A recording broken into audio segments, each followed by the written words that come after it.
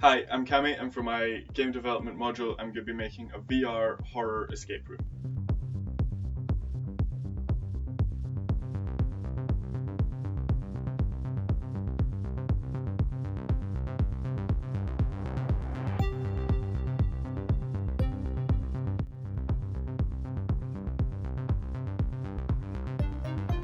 How are you going to make it scary?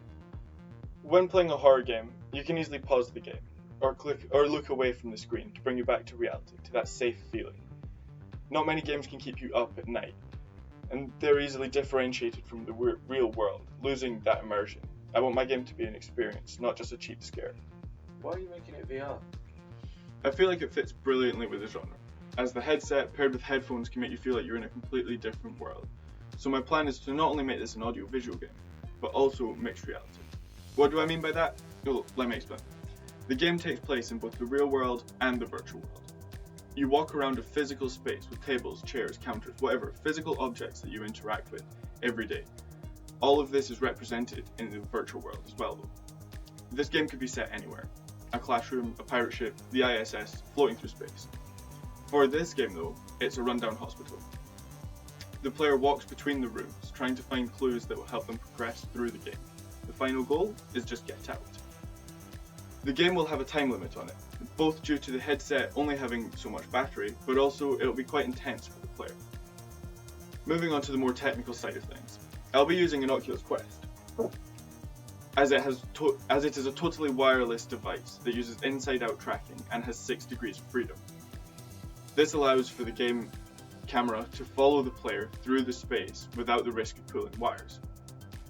As I've chosen to make the game in VR, the best choice for this is to use Unity. This makes it a lot quicker to set up and develop for, meaning I can put more time and effort into making the game itself fun, rather than spending weeks just trying to get the VR system working. Due to the totally wireless nature of the headset, it also means that there is no need for a computer to be actually at the location of the game, as it's effectively a portable console. What's your plan for game assets? I'm planning on making a lot of the assets myself. The basic shapes and models will be made using Blender and SketchUp. These are both good for making 3D models, both with advantages and disadvantages, but used together I can make some nice looking assets. The remaining will come from Unity, Asset Store, and free3d.com.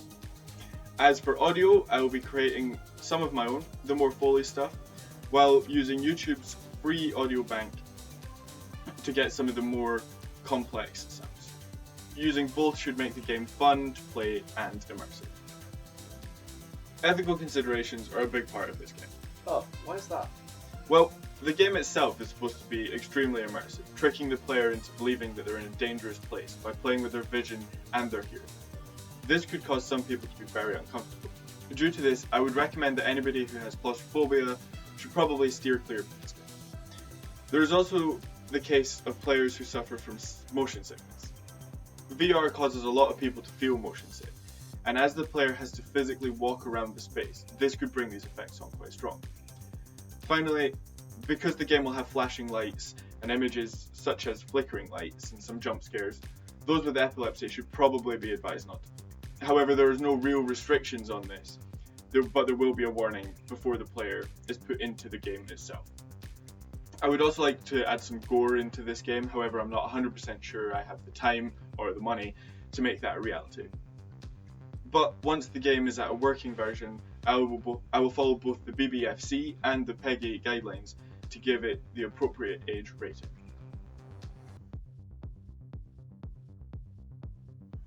Here's a demo of the game in action. On the left you can see what the player is seeing through the headset, and on the right you can see the real world that they are walking through. Below that there's a third person view of me walking through the game. Hopefully this helps to make sense of the mixed reality aspect to the game.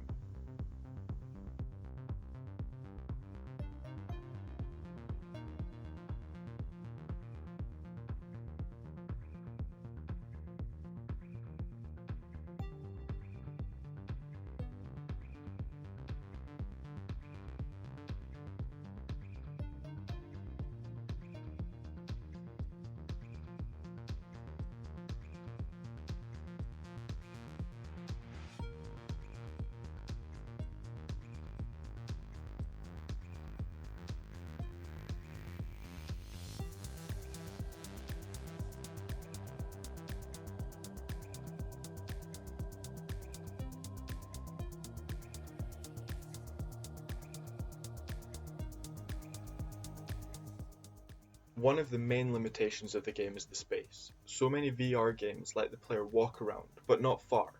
Oculus recommends a play space that is 2 meters by 2 meters when using this headset.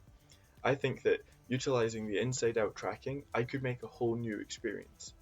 This will work, but only so far. I mean, the game area is tiny compared to most games. My solution to that? Well, I'm going to make use of the fact that the player can't see the physical space. One of the areas in the game will have an elevator in it.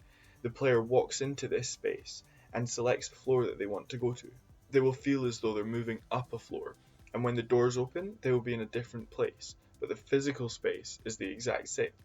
This means that the VR world could have 10, 20, 100 floors, but the player is just walking around the same space over and over again.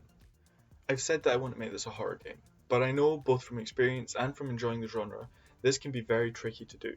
Putting in too much effort to make it scary can come across forced, and the player or viewer loses some of that immersion.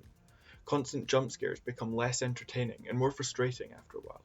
After watching a lot of horror movies, it's easy to predict when one of these jumps are going to happen, just from the camera movement or the setup of the scene. They become predictable, and that's what us humans find comforting, rather than scary. We like to have an order, or to be able to predict when something's going to happen before it does. Games are the same, they play off the same cliches all the time. And if a player needs to play the same section multiple times, they know what's coming and are prepared for it. That isn't to say that they don't continue to make you jump, they do. But it's not the same scare as before. Everybody knows that when watching a horror movie, the main character at some point will be walking around in the silent darkness. Then suddenly, the scary thing jumps out and there's a loud noise to accompany it. This sudden unexpected movement and the loud sound makes most people jump. I don't like that though. It's cheap, it's easy, there's no real scare. Just a jump. Some of the better horrors I've watched have scared me in a much more effective way. The movie Within does a fantastic job at making the viewer tense throughout the whole thing, even in the scenes that are normal.